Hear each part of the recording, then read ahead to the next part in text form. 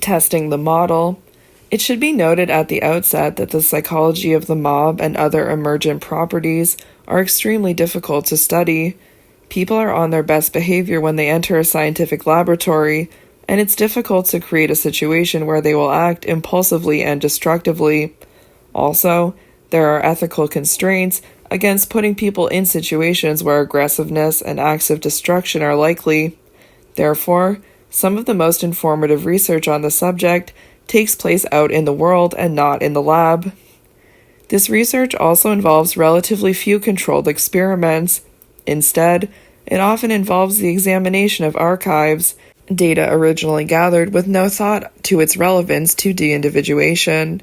Investigators use these records to search for predicted correlations between various antecedent conditions and resultant behaviors. Because these empirical tests are not controlled experiments, they don't control for or rule out various alternative interpretations of the results.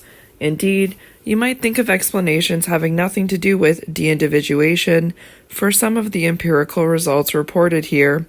Even so, it's important to ask whether any one alternative interpretation can account for all of the relevant findings. If each finding requires a different alternative explanation, but all fit the model of de-individuation, the de-individuation account becomes the most likely and most parsimonious interpretation. De-individuation and impulsive behavior. At many rock concerts, in the spirit of de-individuated joy, people will crowd surf over their fellow concertgoers. Suicide baiting. Imagine you're on your way to class when you notice a disturbance up ahead. When you get closer, you find that everyone is looking up at the top floor of a high-rise dormitory. Apparently, a student is halfway out an open window and threatening to jump. What do? Try to stop the tormented person from jumping? Call for help? Hard as it may be to believe, people occasionally do just the opposite. They engage in suicide baiting, urging the person to jump.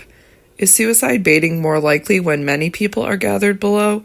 In other words, are people more likely to engage in suicide baiting when they feel de-individuated?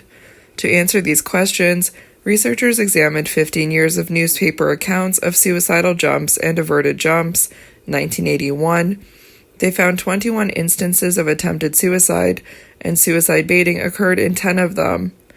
They then analyzed the data to determine whether two variables associated with de-individuation, the cover of darkness and the presence of a large group of onlookers, were related to whether suicide baiting occurred. Quite remarkably, suicide baiting was more than twice as likely when the crowd size exceeded 300. Also, suicide baiting was more than 4 times as likely if the episode took place after 6 p.m. As people feel more anonymous, either by being lost in a large crowd or under the cloak of darkness, they are more inclined to egg on a potential suicide. It's possible to question some of the details of these analyses, for example, why the cutoffs were set at 300 people and 6 p.m. It's also possible to suggest alternative interpretations. For example, the larger the group, the more likely it is to contain a psychopath who starts the baiting. However, the data are nevertheless consistent with the idea that variables leading to de-individuation also lead to antisocial behavior. The conduct of war. Wars have always been a part of what English novelist and scientist C.P. Snow calls the long and gloomy history of man. The conduct of warfare, however, has varied enormously from culture to culture and epoch to epoch. For example, warfare practices vary in their ferocity. At the high end are beheadings, ritualistic torture, and the systematic slaughter of civilian non-combatants. At the very low end would be what Tom Wolfe, 1979, has described as single combat warfare, the David and Goliath battles in which the warring parties each select a single warrior to do battle with each other. The losing side pays a price in territory or some other form of wealth, but less damage is done to both groups. Is the brutality of warfare related to de-individuation? The theory predicts that it should be. It should be easier for people to let go of the usual prohibitions against barbarity when they feel anonymous and unaccountable for their actions. To determine whether such a relationship exists, the warfare practices of 23 non-Western cultures were investigated, 1973. The researchers examined each culture to see whether its warriors were de-individuated before battle, for example, by wearing masks or war paint, and how aggressively they waged war, whether they tortured the enemy, whether they fought to the death in all battles, and so on. As predicted, there was a strong correlation between de-individuation and aggressiveness in warfare. Among those cultures whose warriors changed their appearance before battle, 80% were deemed particularly aggressive. Among those cultures whose warriors did not change their appearance, only 13% were deemed especially aggressive. When warriors are disguised in battle, they fight more ferociously. On the other hand, the ancient Celts were in the habit of fighting naked, and they were ferocious fighters that the Romans were terrified to face. Of course, whether to consider nakedness an increase in individuation or a decrease isn't clear. Warfare and de-individuation. Warriors and tribes that de-individuate themselves before battle by wearing war paint and war masks tend to engage in more brutal warfare practices. So you can see it's a picture of a third world country. They have face paint on, and they're holding weapons like staves. Halloween mayhem. For Americans, one of the most familiar occasions for uninhibited and impulsive behavior is Halloween night. The destructive acts that occur on that holiday range from mild episodes of egg throwing to much more serious hooliganism. One group of social psychologists decided to take advantage of the Halloween atmosphere to conduct an ambitious test of the role of de-individuation in antisocial behavior, 1976. They set up research stations in 27 homes throughout the city of Seattle and monitored the behavior of over 1,000 trick-or-treaters. At each participating house, the children were told they could take one piece of candy from a large bowl sitting on a table in the entrance to the house. Next to the bowl of candy was a bowl filled with coins. The experimenter then excused herself from the scene and covertly monitored the children's actions from afar. Would the children take just their allotted single piece of candy, or would they take more, and perhaps even some coins? The investigators examined the influence of two variables connected to de-individuation. First, the children arrived either individually or in groups, and the investigators expected those in groups to feel more anonymous and therefore be more likely to transgress. Second, the experimenter purposely individuated a random sample of children arriving both alone and in groups. Before departing, she asked each child his or her name and address and then repeated this information aloud for emphasis.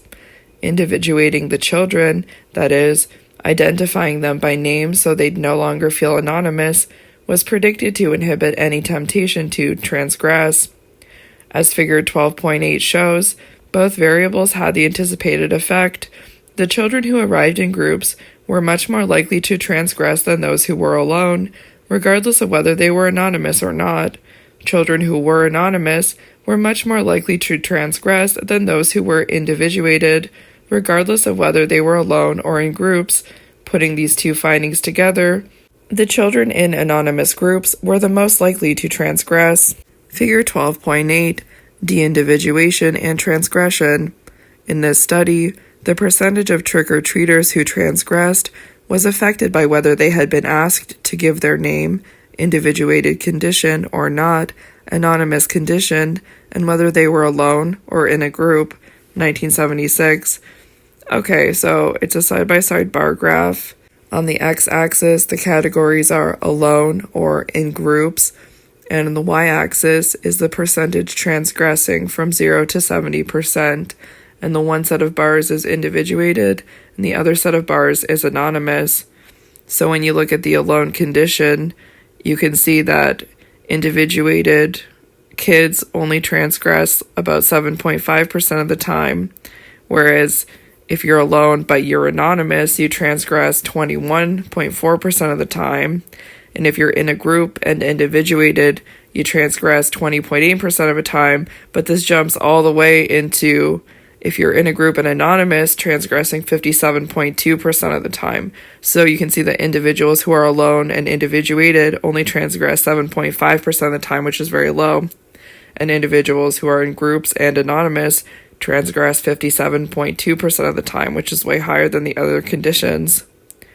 Self-awareness and de-individuation. If losing ourselves in a crowd and becoming de-individuated makes us more likely to behave impulsively, it stands to reason that being especially self-aware and self-conscious would have the opposite effect. Anything that focuses attention on the self, such as being in front of a camera, seeing ourselves in a mirror, or wearing a name tag, may lead to individuation and make us particularly inclined to act carefully and in accordance with our sense of propriety. This is just what self-awareness theory predicts. When people focus their attention on themselves, they become more concerned with self-evaluation and how their current behavior conforms to their own standards and values. 1972. Individuation. An enhanced sense of individual identity produced by focusing attention on the self, which generally leads people to act carefully and deliberately and in accordance with their sense of propriety and values. Self-awareness theory. A theory maintaining that when people focus their attention inward on themselves, they become concerned with self-evaluation and how their current behavior conforms to their internal standards and values. Box 12.2, Not So Fast, Critical Thinking About Correlated Trends. If you look up statistics on the number of people regularly attending their church, temple, or mosque each year over the past quarter century, 25 years, and tally up instances of especially brutal episodes of violence each year over the same time span, beheadings, suicide bombings, torture, you'll observe a high correlation between the two. Why? Has increased religious fervor encouraged a dehumanization of religious outgroups? Has exposure to gruesome images of this sort of violence led people to seek solace in religion? Perhaps both are true, and by this point in the book, we hope you've learned not to jump to any one conclusion on the basis of a simple correlation, but there's another possibility. The two may have absolutely nothing to do with each other, and their correlation reflects the basic fact that both religiosity and episodes of violence have increased over this time period. The number of people attending religious services has gone up over this period simply because the world population has gone up. Beheadings and bombings have gone up for all sorts of geopolitical reasons. The broader point is that whenever any two variables have increased over time, there will be a substantial year-to-year correlation between them. Thus, if you look up the number of search requests for, say, Ryan Gosling or Kate Upton over the past 5 years, and the number of search requests for jihad, or the number of bombings for that matter, you'll find a positive correlation between the two. Both have been going up during that time, so they have to be correlated. Statisticians refer to any systematic increase or decrease over time as a secular trend, from the late Latin word for age or span of time. And the lesson here is that it's important to be especially cautious about interpreting a significant correlation involving two such trends. Again, correlation does not equal causation. It may have no more meaning than the correlation between the yearly sales of salted caramel ice cream and legalized marijuana, both of which have been growing substantially in recent years. Studies of self-awareness. Many experiments have shown that people do indeed act in ways that are more consistent with their attitudes and values when they've been made self-conscious by being placed in front of a mirror or an attentive audience. In one study, college students were asked to solve a series of anagrams and told to stop when a bell sounded. In a control condition, nearly 3/4 of them fudged a bit by continuing to work beyond the bell. But in a condition that caused participants to be made self-aware by working in front of a mirror, fewer than 10% cheated. 1976. Although most students say that cheating is a bad thing, it appears to take some self-awareness to get them to act on that belief. Note that because being in a state of self-awareness is the flip side of feeling de-individuated, all of these experiments that support self-awareness theory also provide indirect support for the model of de-individuation. Individuation and self-awareness. Anything that focuses attention on the self and individual identity is likely to lead to heightened concern with self-control and propriety. Name tags on these people at a business conference can encourage a sense of individuation and, most likely, restrained behavior. So you can see it's a conference and people are shaking hands and they're wearing name tags. A clever study in a work setting provides yet more evidence that self-awareness promotes behavior that is more in keeping with personal standards. 2006. In many offices, it's common to have a regularly offered goodie, be it coffee, snacks, or tea, with an honest box next to it, in which people donate to cover the cost of the refreshment. The trouble, though, is that people are prone to exploit such a public good. In Melissa Bateson's Department of Psychology at the University of Newcastle, the distribution of coffee ran according to such an honor system, where people were free to contribute whatever they wanted for milk. You can see the results in Figure 12.9. When Bateson and colleagues placed an image of flowers on a wall near the coffee dispenser, her work colleagues on average gave 15 pence for every liter of milk. When an image of a person's eyes stared at them as they contributed, prompting greater self-awareness, their donations jumped considerably, rising to 70 pence when it was that of a stern-looking male. At bottom, self-awareness prompts more socially appropriate behavior. Figure 12.9, self-awareness and socially appropriate behavior in the office. People gave more money to cover the expense of milk when made self-aware by images of people looking at them. Okay, so in the scatter plot, the x-axis is pounds paid per liter of milk consumed from 0 to 0.7, and the y-axis is time in weeks from 1 to 10. Okay, and the lighter colored series of dots are for the flower weeks, and the darker colored series of dots are for the I weeks. So you can see that in the I weeks, people paid more money for coffee. Self-consciousness and the spotlight effect. The inverse relationship between self-consciousness and de-individuation raises the question of how self-conscious people typically are in the normal course of events. There are pronounced individual differences, of course, in how focused people are on themselves and in how much they believe that others are focused on them as well, 1975. But there is also reason to believe that the typical level of self-consciousness is fairly high. Particularly when others are around, people begin to feel de-individuated only at the presence of a large crowd. This is why, as noted earlier, it has been assumed that people enjoy feeling de-individuated. It's a welcome break from the usual self-conscious state. Evidence that people are indeed prone to a high level of self-consciousness comes from research on the spotlight effect. People's conviction that other people are paying attention to their appearance and behavior more than is actually the case. People who make an insightful comment in a group discussion, for example, believe that others will notice their comment and remember it better than the other people actually do.